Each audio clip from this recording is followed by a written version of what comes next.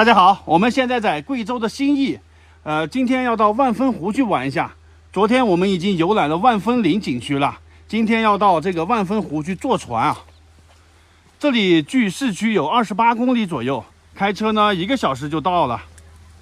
这里已经可以看到这片湖了啊，群山环绕中的一个湖泊，非常的漂亮。这个船票是80块钱。走，小胖，咱们走下去。这里还种了好多的芭蕉树呢啊！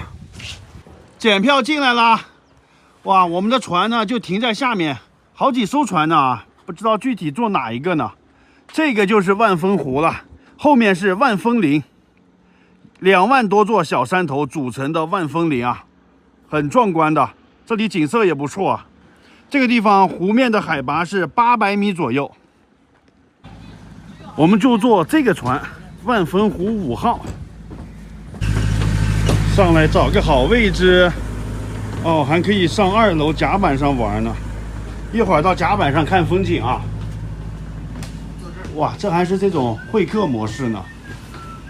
然后呢，像咱们开船了，这个线路啊，是从咱们的旅游码头到吉隆岛，这个小三峡，最后呢返回到咱们青岛的这个码头啊，那游了。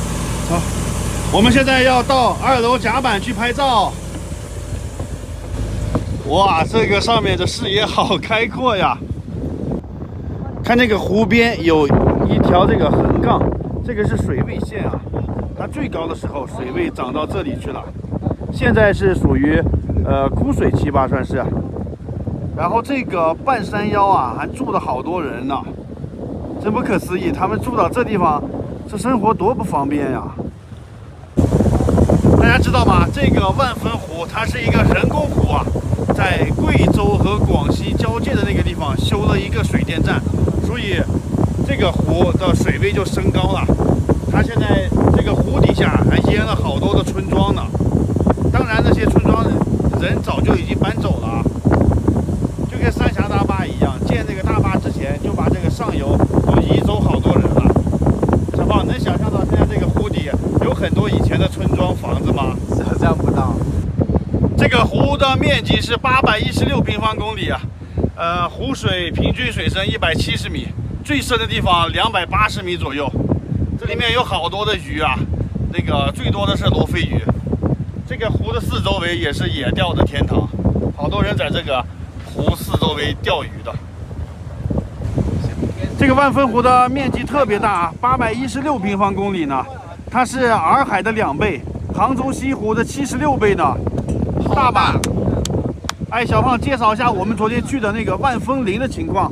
看后面绵延不绝那个山就是万峰林。为什么它叫万峰林啊？就是因为它的山非常小，矮小，而且成群了，已经有2万多个。而且当年徐霞客在这儿有一句特别经典的诗句，老板你知道是什么吗？说徐霞客说啥了？什么呀？叫做“天下山峰何其多，唯有此处风成林”。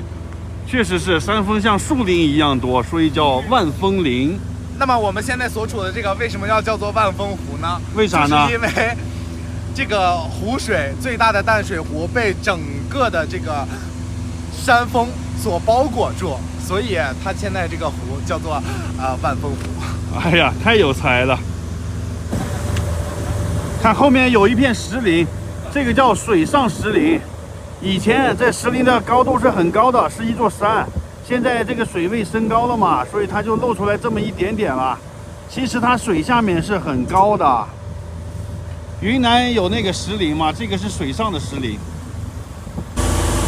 在这里拍照真是绝了啊！还有国旗呢，后面的万峰林。在这里想到一首歌啊，那个青山两岸走，还有什么巍巍青山两岸走。下一句呢？人在画中游。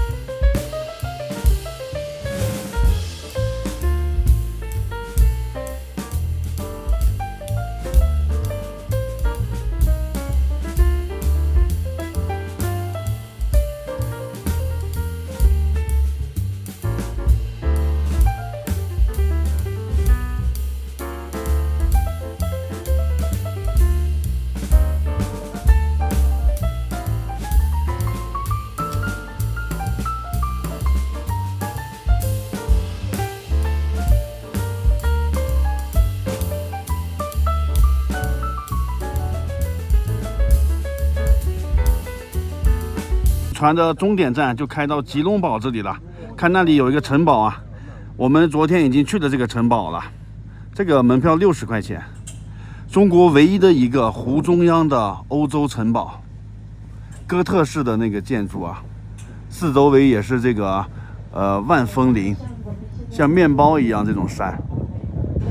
那个城堡我也拍了视频了，想看的朋友往我上面一个视频翻一下。那个城堡里面非常的豪华，像一个欧洲的那个叫什么梦幻的公主霍格沃兹学院一样，魔法学院。现在船开到万峰林这个山峰里头去了，这里有小三峡之称啊。这两岸呢都是很高的这种山，中间夹的这个水道啊。如果去过三峡夔门的话，就可以知道这里的地形跟夔门很像的，有那种两岸猿声啼不住的感觉啊。你接下一句，轻舟只过万重山。船开回来了，2点钟出发的，现在3点10分，一共游览了1个小时10分钟，又回到码头了。这个景点还不错啊，全程坐着船游览。好，就拍到这里了，拜拜，拜拜。